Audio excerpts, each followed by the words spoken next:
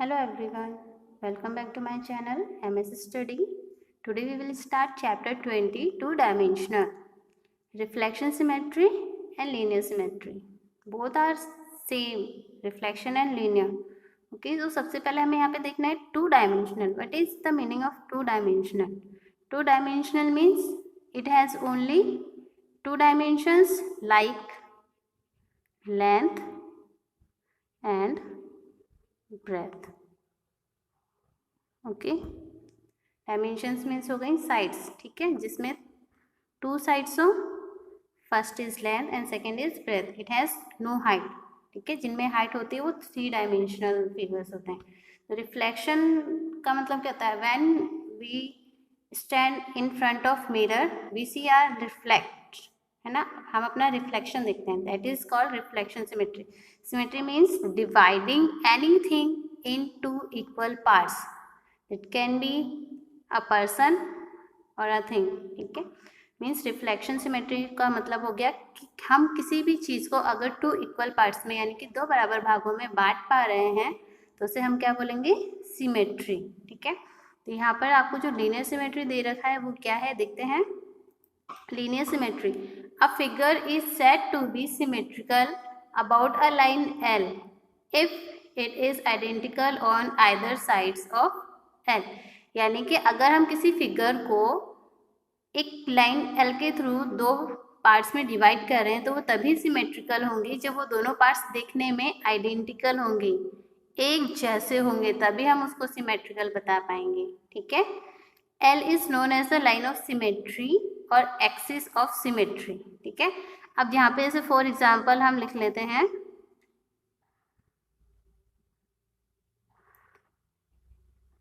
Butterfly, है ना. Butterfly अगर यहाँ पर हम पिक्चर बनाए बटरफ्लाई की छोटी सी, तो बटरफ्लाई को हम टू इक्वल पार्ट्स में डिवाइड कर सकते हैं. और भी आपके बहुत सारी फिगर्स हैं लाइक द ह्यूमन बॉडी. एकदम नेक जो हमारी नोज़ है उसकी सीध में अगर हम एक वर्टिकल लाइन खींचे तो हमारे जो बॉडी पार्ट्स हैं वो भी हमारे equal equal left hand and right side divide हो जाएंगे. ठीक है, तो वो भी क्या कहलाएंगे? सिमेट्री हो जाएगी उसकी. ठीक है, अब यहाँ पे देखिए मैंने कुछ मैथ से रिलेटेड एग्जाम्पल्स लिए हैं. Examples of linear symmetry. First क्या है आपका? A line segment is symmetrical about it's perpendicular bisector. Means मैंने यहाँ पर एक लाइन ली है, सेगमेंट ली है ए बी. इसका जो मैंने परपेंडिकुलर बाइसेक्टर खींचा है that intersect it at O point, so A O equals to O B. ठीक है, तो जो पी क्यू है वो ए बी का क्या है? सिमेट्रिक लाइन है. ठीक है, ऐसे ही नेक्स्ट देखते हैं. नेक्स्ट है अ rhombus is symmetrical about each one of its diagonals. ठीक है, रोम्बस की जो डायगोनल्स होती हैं, रोम्बस उसको डायगोनल्स जो हैं वो सिमेट्रिक करती हैं यानी कि टू इक्वल पार्ट्स में डिवाइड करती हैं. ठीक है, बट रोम्बस में जो डायगोनल्स होती है वो टू होती हैं, तो it has two symmetrical lines. ठीक है, अब इनकी फिगर मैं आपको नीचे दिखाऊंगी. नेक्स्ट है आपका a circle is symmetrical about each of its diameter. This each diameter of a circle is an axis of symmetry. It means जो सर्कल है उसकी जो सिमेट्रिकल लाइन है वो क्या है? एक डायमीटर है. एंड एक सर्कल में डायमीटर्स तो बहुत सारी होती हैं, अनलिमिटेड होती हैं, तो सर्कल में सिमेट्रिकल लाइंस भी अनलिमिटेड होंगी. नेक्स्ट आपका फोर्थ पॉइंट है a kite has one line of symmetry namely the diagonal.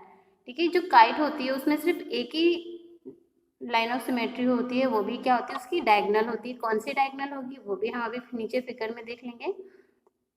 Fifth है a rectangle has two lines of symmetry each one of which being the line joining the mid points of opposite sides.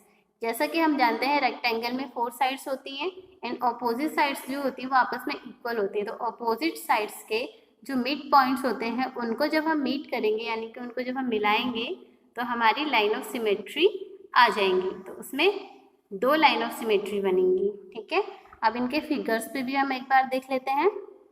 C, this is rhombus. Rhombus has two diagonals. So the rhombus has 2 line of symmetry. Third one is circle. तो circle में देखिए मैंने यहाँ पे आपको 3-4 diameters draw करके दिखाई हैं, ठीक है। इसमें मैं चाहूँ तो और भी बहुत सारी डायमीटर्स जो हैं वो ड्रॉ करके बता सकते हैं, बिकॉज सर्कल्स में अनलिमिटेड डायमीटर्स होती हैं, okay.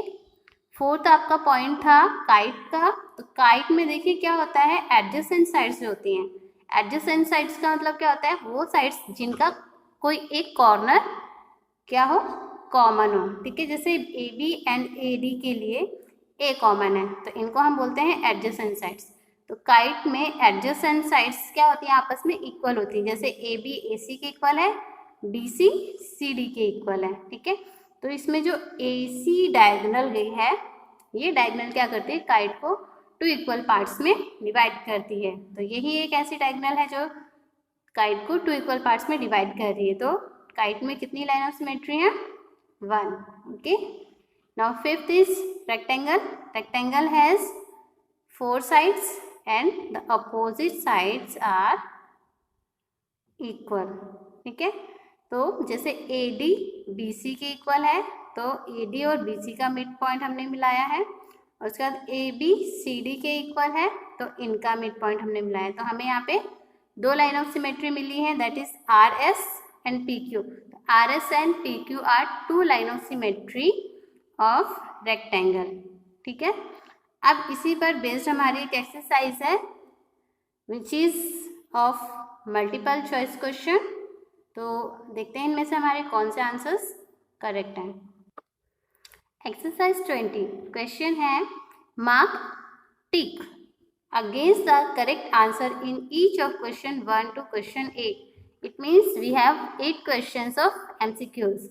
First is a square has 1 line of symmetry, 2 lines of symmetry, 3 lines of symmetry and 4 lines of symmetry.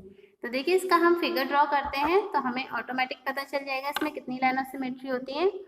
I square has 4 sides equal, ठीक है।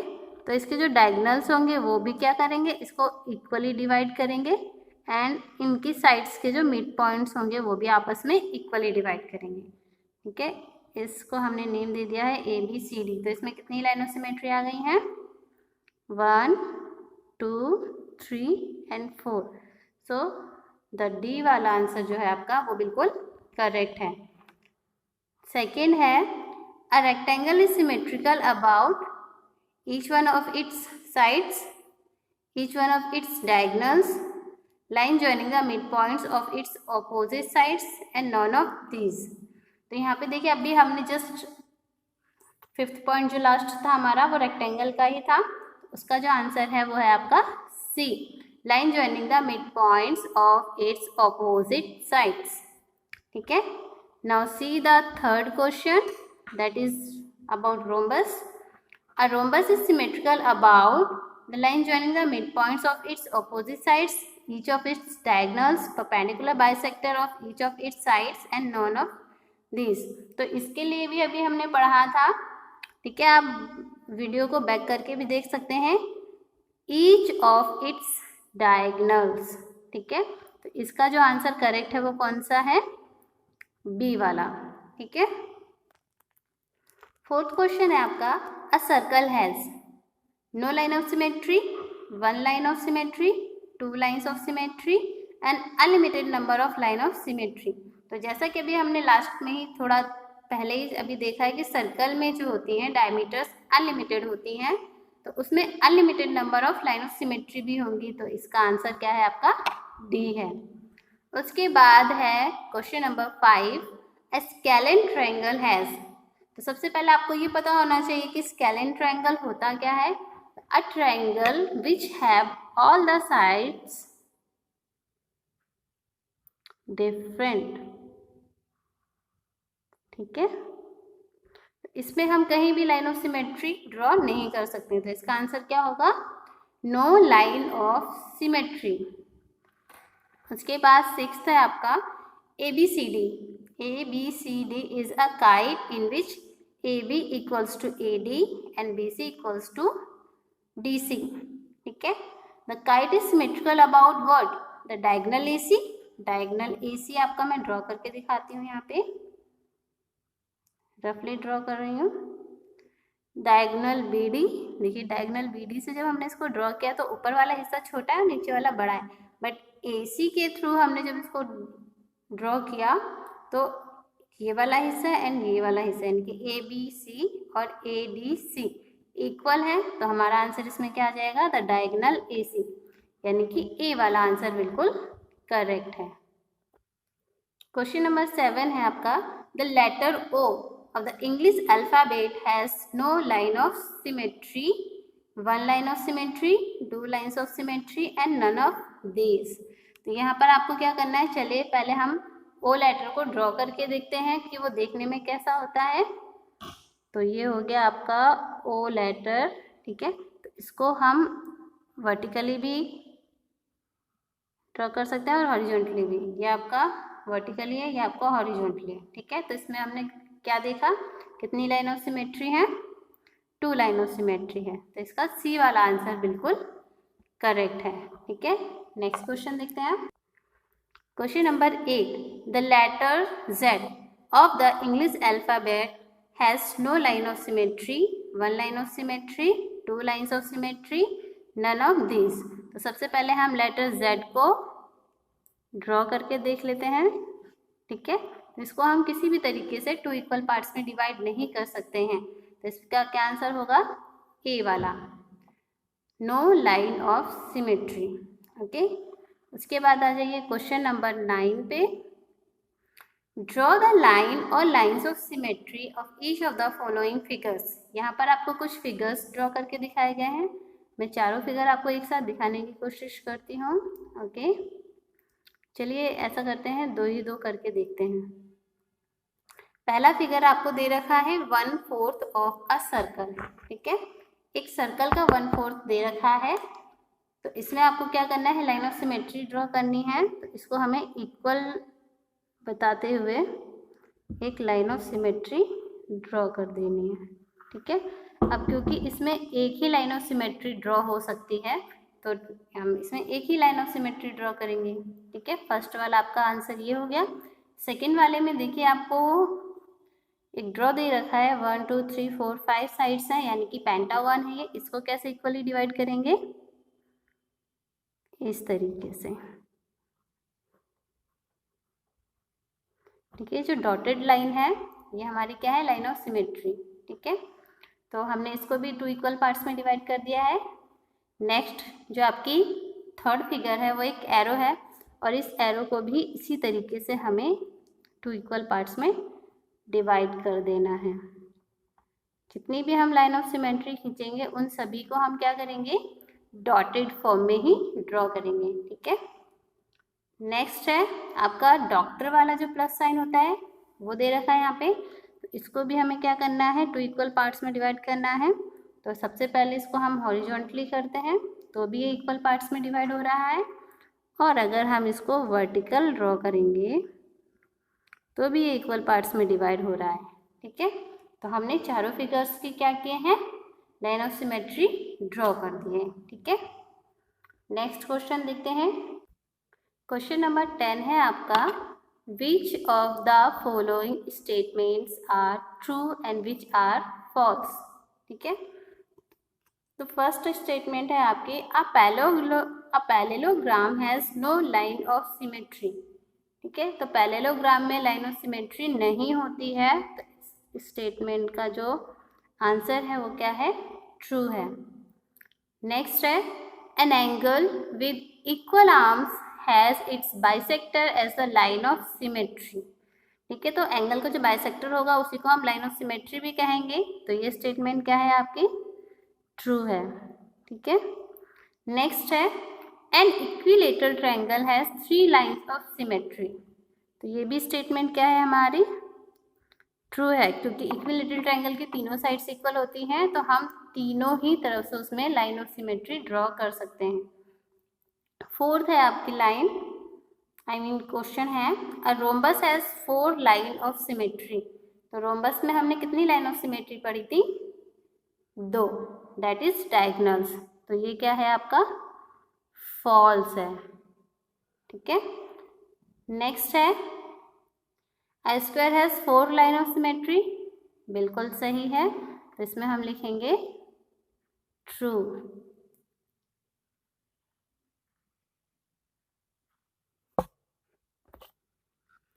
नेक्स्ट है a rectangle has 2 line of symmetry, तो ये statement भी आपकी बिल्कुल true है, अभी हमने पढ़ा था। 7th है each one of the letters HIOX of the English alphabet has 2 line of symmetry, ठीक है। तो इसका आंसर सबसे पहले हम लगा लेते हैं ट्रू, ठीक है। उसके बाद हम इनको ड्रॉ करके देखते हैं, या फिर मैं आपको इनकी पिक्चर्स दिखाती हूँ जिससे आपको पता चलेगा कि इन सभी में 2 लाइन ऑफ सिमेट्रीज हैं।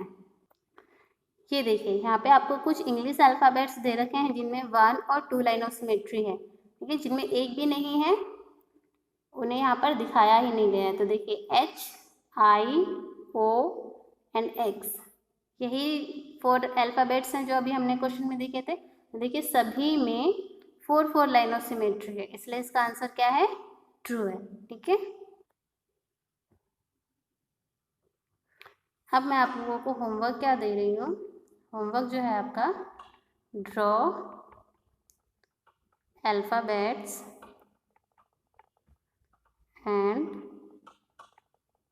categorize them into no line of symmetry,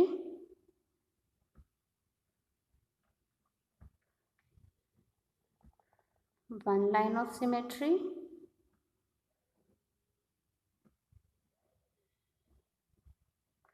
and 2 line of symmetry।